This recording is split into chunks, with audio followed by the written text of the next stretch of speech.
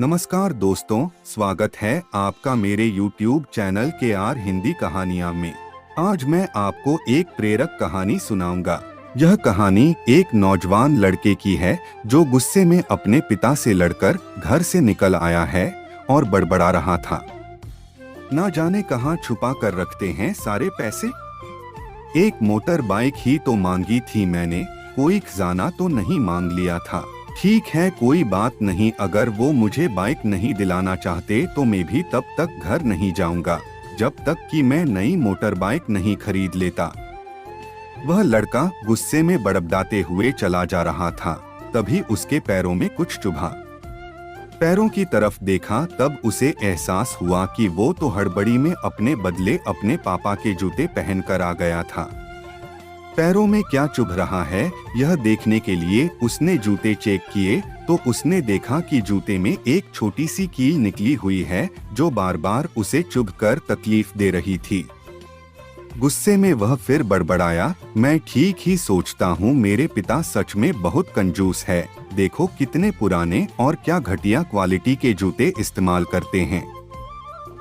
पता नहीं सारा पैसा छाती पर लेकर जाएंगे क्या। लड़का अपने गुस्से और बौखलाहट में आगे बढ़ता रहा।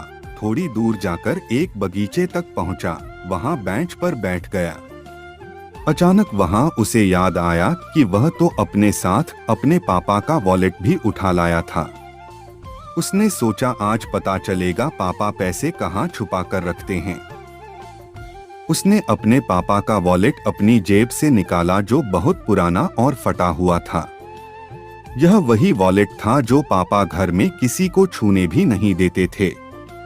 जब लड़के ने अपने पापा का वॉलेट खोला तो उसमें महज 120 रुपए ही निकले थे और अपनी फैमिली की फोटो और एक छोटी सी डायरी थी।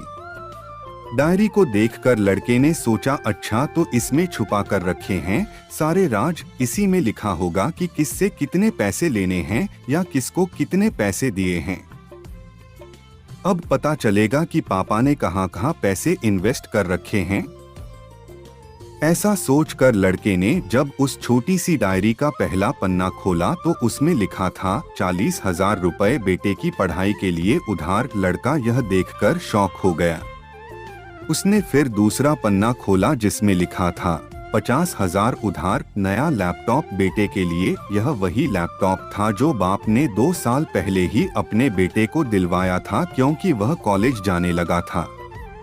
लड़के को अब पता चला कि वह जो भी चीजें पापा से डिमांड करता तो पापा कहां से पैसे लाते थे। डायरी के इन 2 पन्नों ने ही लड़के का गुस्सा पूरी तरह शांत कर दिया और उसके मन को पश्चाताप से भर दिया।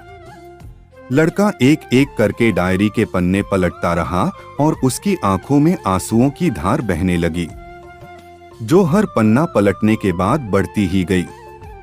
उसे पता चलता गया कि पापा ने अपनी फैमिली की जरूरतों को पूरा करने के लिए किस किस से कितना उधार लिया है। पन्ना पलटते पलटते लड़का पिछले दिन की डेट तक पहुंचा। पिछले दिन की तारीख वाले पन्ने पर लिखा था 50,000 बेटे की बाइक के लिए। इस पन्ने को पढ़ते ही बेटे को लगने लगा कि वो इस दुनिया का सबसे खराब बेटा है। लड़के ने जब डायरी का आखिरी पन्ना खोला तो उसमें लिखा था एक अच्छे जूते खरीदने हैं। हालांकि यह लाइन बेटे को समझ में नहीं आई, लेकिन वह अब जल्द से जल्द अपने पापा से मिलना चाहता था, इसलिए वह बेंच से उठा और अपने घर की ओर तेजी से चलने लगा। बगीचे के थोड़ा आगे रास्ते में पानी गिरा हुआ था जिस पर चलने के बाद लड़के को अपने पैरों में ठंडक महसूस हुई। उसने अपने पैरों से जूते उतार कर देखे तो दोनों जूते तली में फटे हुए थे जिनसे पानी रिसकर पैरों तक आ रहा था। जूते में निकली कील भी लड़के के पैर में जख्म बनाने में कामयाब हो गई थी। अब बेटे को माँ की वह बातें याद आई जब माँ पापा से कहा करती थी, अब तो नए जूते ले लो, कितने पुराने हो गए हैं। और पापा यह कहकर टाल दिया करते थे, अभी तो लिए हैं, कुछ साल और चल जाएंगे। बेटे ने दोनों जूते उतार कर फेंक दिए और फूट फूट कर रोने लगा। लड़का बड़ी तेजी से अपने घर की तरफ दौड़ा, न जाने उसमें इतनी ताकत कहां से आ गई कि रास्ता बहुत लंबा होने के बावजूद वह थोड़ा भी नहीं थका और सीधे अपने घर ही जाकर रुका। घर पहुंचने पर उसे पता चला कि पापा घर पर नहीं है, मगर उसे पता था कि पापा कहाँ मिलेंगे। वह तुरंत नजदीक के बाइक डीलर के शोरूम पर गया, जहां पर उसका बाप उसके लिए नई गाड़ी खरीद रहा था। लड़का दौड़कर अपने बाप के गले से लग गया और फूट फूट कर रोने लगा। जब पिता ने लड़के से पूछा कि क्या हुआ, तो लड़के ने अपने पिता से माफी मांगी और कहा कि मुझे बाइक नहीं चाहिए। इन पैसों से आप अपने लिए नए जूते खरीद लीजिए और आगे से मैं कोई भी डिमांड नहीं करूंगा और कोई भी चीज खुद के कमाए पैसे से ही लूंगा। मैं कड़ी मेहनत करूंगा और आपका कर्जा भी चुका दूंगा। यह सब सुनकर पिता की आंखों में भी खुशी के आंसू आ गए। दोस्तों, बड़े खुशनसीब होते हैं वे लोग जिनके माँ बाप होते हैं, लेकिन अक्सर हम माँ बाप की मजबूरियां नहीं समझा करते। मिलने को तो मिल जाते हैं हजारों लोग दोबारा इस दुनिया में, मगर हजारों गलतियां माफ करने वाले माँ बाप नहीं मिलते। मुरझाए फूल दोबारा नहीं खिलते, जिंदगी भी दोबारा नहीं मिलती।